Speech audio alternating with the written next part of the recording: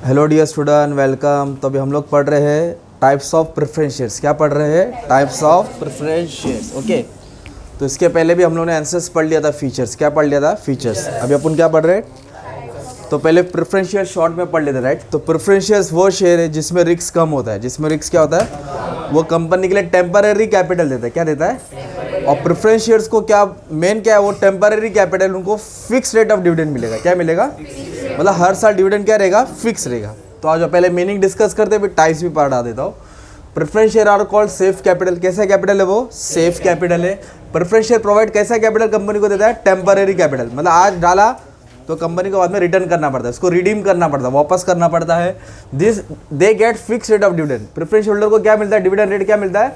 Fix मिलता है। Okay, the preference share are less risky. इसमें रिस्क क्या रहता है? कम। क्यों रिस्क कम रहता है? Because of two factor. Because they are getting payment of dividend and repayment of capital. Dividend time to time मिलता है और कैपिटल क्या होता है? रिटर्न होता है। ये आपका हो गया मीनिंग। क्या हो गया आपका? अभी अपनों को क्या पढ़ना है? Types of preference shares. क्या पढ़ना है? तो प्रेफरेंस शेयर्स के कितने टाइप्स है? 8। तो पहले क्या है? Cumulative, non cumulative. बोलो, cumulative, convertible preference share, non convertible preference share. फिर पार्टिसिपेटिंग, नॉन पार्टिसिपेटिंग, रिडीमेबल और इरिडीमेबल। ये 8 टाइप्स है। अब इसको डिटेल में एक्सप्लेन करा दो, ठीक है? आ जाओ। तो एक वर्ड आया क्यूमुलेटिव वर्ड। क्या वर्ड है? सिंपल एग्जांपल किससे समझा दो। Cumulative preference share. तो क्यूमुलेटिव वर्ड का मतलब होता है जमा होना। क्या होना? मान लो क्यूमुलेटिव प्रेफरेंस शेयर्स का समझा रहा हूँ। मान लो एक घर पे पेरेंट्स से अपने बच्चों को डेली पॉकेट मनी देते 50 रुपये। कितना देते?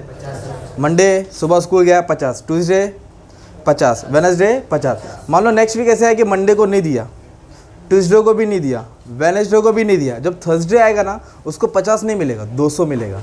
क्योंकि जो पैसा नहीं मिला ना पॉकेट मनी, वो हर दिन जमा होते जा रहा है। क्या होते जा रहा है? तो डायरेक्ट थर्सडे आएगा तो जो नहीं मिला है, 3 दिन का नहीं मिला और थर्सडे का एक, तो 4 दिन का मिला के 20 कितना मिलेगा? 200 मिलेगा। सेम इधर भी वही हो गया। जो कंपनी डिविडेंड पे करती है, अगर 1 साल डिविडेंड नहीं दी, 2 साल डिविडेंड नहीं दी, 3 साल डिविडेंड नहीं दी, तो उसका डिविडेंड क्या होगा? जमा होएगा। क्या होएगा?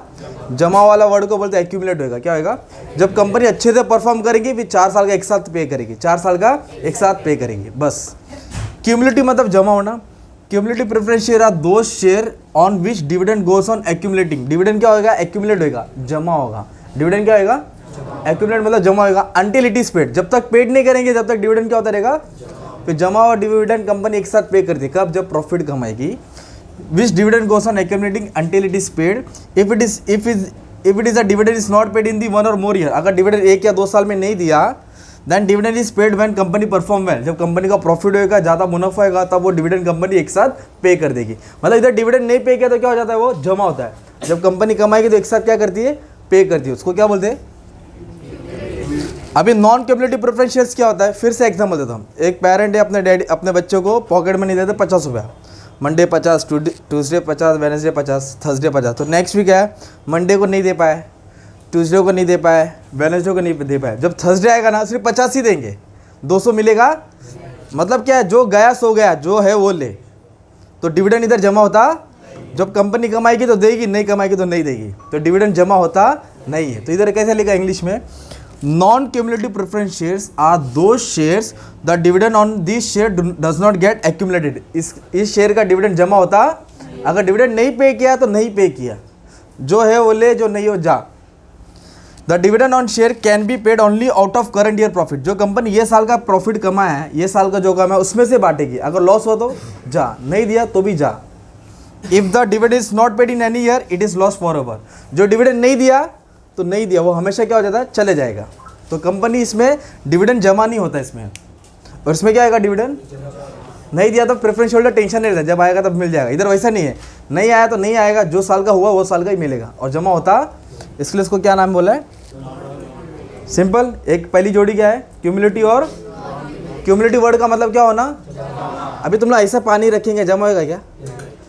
पानी बारिश का जमा करने के लिए ऐसे तो पकड़ो, थोड़ा बहुत तो जमा होएगा ना। तो ये एक्यूमुलेट होएगा। क्या होएगा? एक्यूमुलेट। एक्यूमुलेट का मतलब क्या होएगा? जमा होएगा। अभी नेक्स्ट है कन्वर्टेबल, नॉन कन्वर्टेबल। तो कन्वर्टेबल प्रेफरेंस शेयर वो प्रेफरेंस शेयर है जो इक्विटी शेयर में कन्वर्ट होएगा। किस में कन्वर्ट होएगा? और नॉन कन्वर्टेबल वो है जो कभी लाइफ टाइम में किसी में कन्वर्ट होएगा। बस इतना ही लिखने का था। तो share holder have the right, बोलो,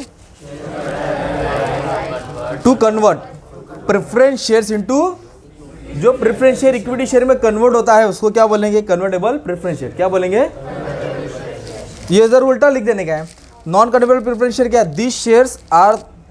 this preference holder does not convert into equity share during the life time of the company. पूरे लाइफ टाइम में ये किसी में कन्वर्ट होता, तो ये किस में कन्वर्ट होगा? और ये वाला जैसा है वैसे ही रहेगा, किस में कन्वर्ट होता? तो हो गया ना, मतलब आधा आंसर खत्म हो गया। 8 ही पॉइंट पढ़ने का, 4 पढ़ा दिया, 4 बचा है। तो नेक्स्ट 4 पढ़ो।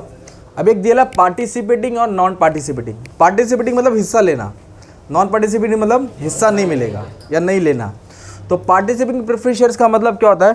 जब कंपनी प्रॉफिट कमाती है तो प्रेफरेंस शेयर को डिविडेंड देगी। सॉरी, जब कंपनी प्रॉफिट कमाएगी तो पहले डिबेंचर को पेमेंट करेगी, किसको?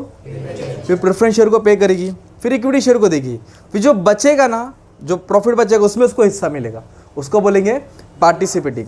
नॉन पार्टिसिपेटिंग में क्या है? कंपनी के पास प्रॉफिट है, डिबेंचर को दिया, प्रेफरेंस शेयर होल्डर को दिया, इक्विटी शेयर होल्डर का पेमेंट किया, अभी कुछ पैसा बचा है उसको नहीं मिलेगा, तो उसको क्या बोलेंगे? तो जो एक्स्ट्रा पैसा बचता है उसको सरप्लस बोलते हैं। क्या बोलते हैं? तो उसको सरप्लस प्रॉफिट में हिस्सा मिलेगा और उसको सरप्लस प्रॉफिट में हिस्सा अभी कैसे लिखा है? होल्डर ऑफ दिस शेयर मतलब holder of participating preference share are entitle, मिलेगा। क्या मिलेगा? To participate in surplus profit. Which profit? Surplus बोलो तो एक्स्ट्रा प्रॉफिट, जो ले दे के कट पीट करके जो बचता है उसको बोलते हैं सरप्लस प्रॉफिट। मतलब एक्स्ट्रा जो कट पीट करके जो प्रॉफिट बचता है उसमें उसको हिस्सा मिलेगा। Surplus profit which remain after dividend. Surplus profit क्या है? Which remain after dividend has been paid to किसको? And it distributed to preference holder. मतलब जो शेयर होल्डर देने के बाद बचता है वो किसको बांटा जाता है? उसको क्या बोलते हैं? Participating preference share. तो ये उसका उल्टा है।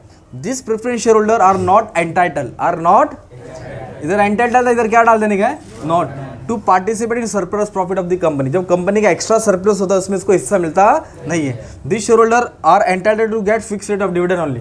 उसको सिर्फ फिक्स रेट ऑफ डिविडेंड मिलेगा और एक्स्ट्रा कुछ मिलेगा? उसको क्या मिलेगा? फिक्स रेट ऑफ डिविडेंड, और एक्स्ट्रा कुछ मिलेगा नहीं। और इसको किस में हिस्सा मिलेगा? सरप्लस में। तो 6 पढ़ लिया, राइट। अभी क्या बचा? 2 क्या है? रिडीमेबल और इरिडीमेबल। रिडीमेबल वर्ड का मतलब क्या है? रिटर्न, वेरी गुड, वापस करना।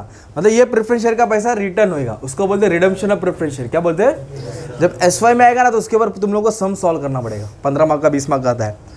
तो रिडीमेबल प्रेफरेंस शेयर जिसका पैसा कंपनी रिटर्न करेगी, और रिडीमेबल जिसका पैसा रिटर्न होएगा। रिडीम मतलब रिटर्न होना, रिफंड होना, वापस करना, लौटा देना, सिंपल। तो आ जाओ। Share which can be redeem. Redeem मतलब रिटर्न, कभी after certain period of time are redeemable preference share. जो पैसा रिटर्न होता है प्रेफरेंस शेयर का उसको रिडीमेबल प्रेफरेंस शेयर बोलेंगे। This share are redeemable out of divisible profit. Company पैसा कहाँ से देगी? चोरी करके लाके देगी क्या? नहीं। कहाँ से देगी? Divisible profit. क्या बड़ा है? डिविजिबल प्रॉफिट मतलब जो पैसा कंपनी जमा करके रखी है। क्या करके रखी है? या फिर फ्रेश इश्यू ऑफ शेयर, जो कंपनी इक्विटी शेयर बेचेगी। क्या बेचेगी?